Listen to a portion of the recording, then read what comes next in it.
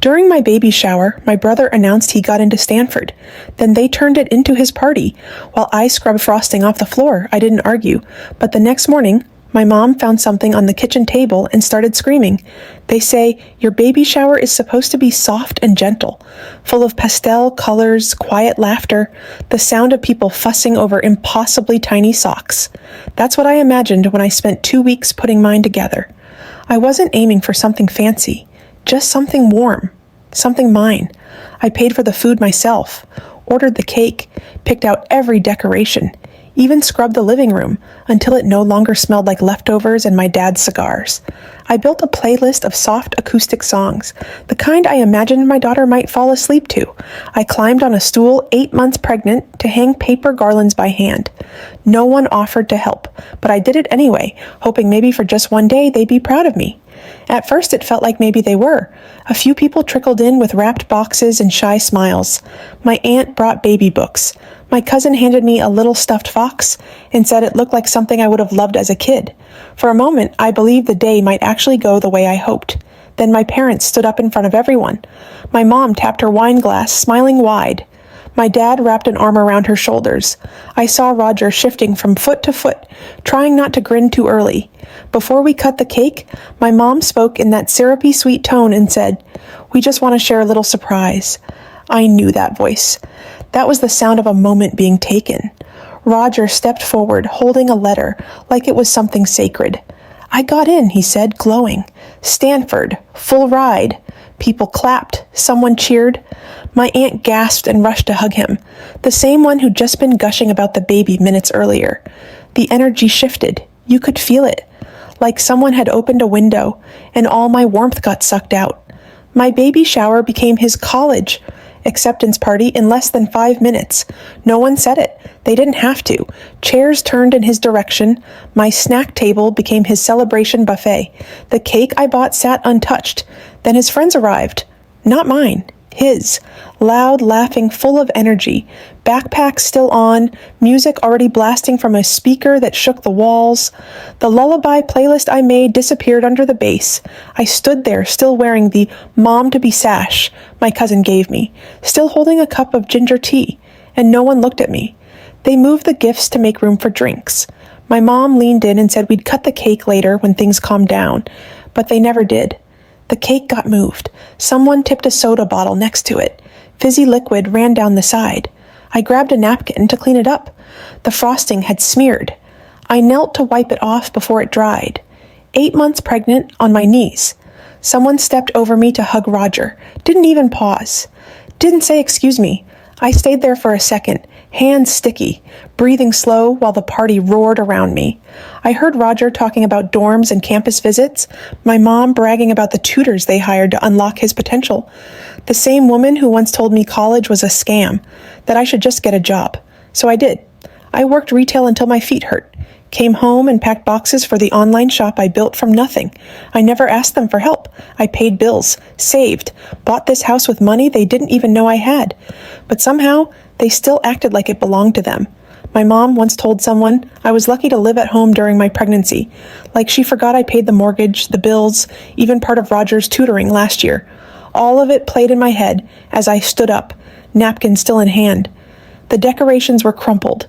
The baby name banner shoved aside to make room for a big hand-drawn sign that said, "Congrats, Roger." I didn't cry. I didn't yell. I walked to the kitchen, washed my hands, dried them, went to my room, closed the door, sat on the bed. My back ached. My feet were swollen, but my head was clear. In the hallway, the music thumped like a second heartbeat that didn't belong to me. I picked up my phone, opened a folder I'd been building quietly for weeks. I didn't argue, but I didn't forget. When we were kids, I thought things were fair, that we were two children trying to stay dry in the same storm. But now, I see how the scales were always tipped. He threw my favorite doll into the fireplace when we were little. I cried. My mom blamed me for leaving it where he could reach it. When I said it wasn't fair, I got sent to my room. Roger got dessert. In 3rd grade, I won 2nd place in the spelling bee. Came home beaming. My dad looked at the ribbon and said, "Just second." When Roger got a participation medal, they threw him a pizza party. I got an A- in math. My dad said, "At least you're trying." Roger got the same grade, and they hired a tutor. I was expected to be the responsible one, help around the house, be mature, set an example, while Roger played video games and got praise for taking out the trash once a week. By 16, I said I wanted to go to college. My mom laughed, said it was a waste, told me to get a job. So I did. I worked Black Friday shifts, while Roger got a brand new laptop and 3 tutors. I started my business at 19, packed orders late at night, saved every extra dollar. It wasn't flashy, but it was mine. When I bought this house, I didn't even tell them right away. I invited them over, handed them the keys. My mom cried. My dad patted Roger on the back and said, "Now your sister has a place we can all be together." They moved in a month later, never asked if they should help, never offered. Just acted like it was natural, and I let it happen. Because part of me hoped that if I gave enough, they'd finally see me when I told them I was pregnant. I braced myself for a reaction, shock, disappointment, maybe even some angry questions. But what I got was worse. My mom blinked and said, "Oh, so that's happening." My dad asked if the father was around. I said no. They nodded. No follow-up, no congratulations, nothing. They told Roger the next night over dinner. He laughed and said, "Guess we'll have to baby-proof the Xbox." I laughed too, but only because crying would have felt like giving up. When I suggested hiring someone part-time to help with order fulfillment so I could rest in the final months, my dad said, "Can you really afford that? What about Roger's college applications?" That wasn't the moment I broke. Not yet. It was just another brick in a wall I'd been quietly building. I started researching, asking questions, making plans, because if they weren't going to protect me, then I had to be the one who did. For myself. For my daughter. I didn't want her to grow up thinking love was something you had to earn through silence or sacrifice.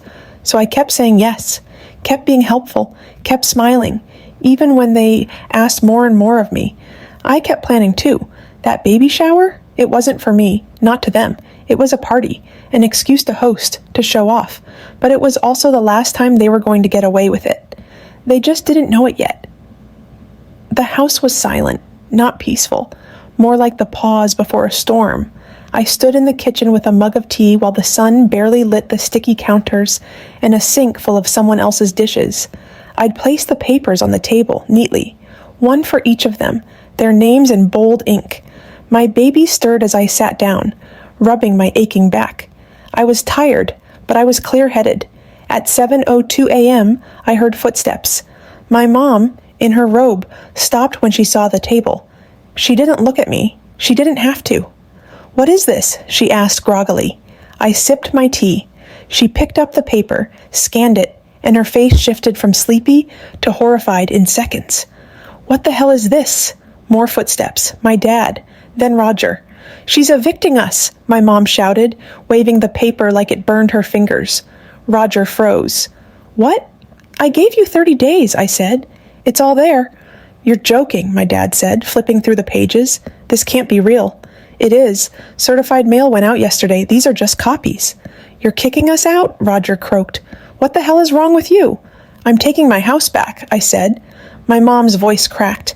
"After everything we've done for you? Now? When you're about to give birth?" "No," I said, "because I'm about to give birth." Roger slammed his hand on the table. Papers flew. "It was one party. You're overreacting." "You turned my baby shower into a frat party," I said. "You let strangers trash my home while I cleaned up frosting off the floor, 8 months pregnant." "We were celebrating," he shouted. My mom stepped toward me. "This isn't just your house. We've lived here for years." "Yes," I said. "Rent-free." My dad raised his hands, trying to play peacemaker. "We're family. Let's calm down. We'll clean. We'll apologize." "No," I said. "You'll gaslight me until I feel guilty, and then pretend none of this happened." My mom's face turned red. "Ungrateful brat! You think you're better than us because of your little online store?" I laughed once. Quiet. "You sacrificed me for Roger every single time." My father's jaw clenched. "When I wanted college, you called it a scam. When Roger wanted it, you paid for tutors. I paid the mortgage. I bought this house. You still called it yours?" Roger's voice cracked. "You've been planning this, haven't you?" "Yes," I said. He looked at me like I'd stabbed him. "You're throwing your family out over one bad night?" "It wasn't one night," I said. "It was years. That night just made it obvious." My mom sank into a chair, sobbing like it was a performance. Where are we supposed to go? What will people think? That's not my problem anymore, I said. You can't do this, she snapped. You can't kick us out. I can, and I have. I slid the folder across the table. Deed, notice, mail receipts. Roger grabbed it and flung it across the room. You're heartless. No, I said. I'm finally protecting mine. The room went quiet again, but this time it wasn't tense. It was still.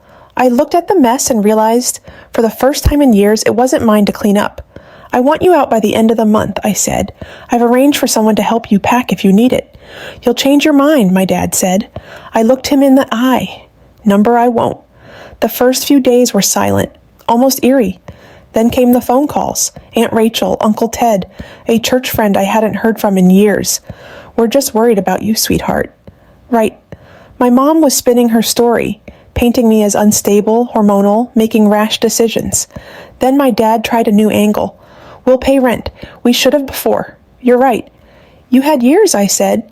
Think about what this looks like to the family. There it was. The shame card. Roger tried too.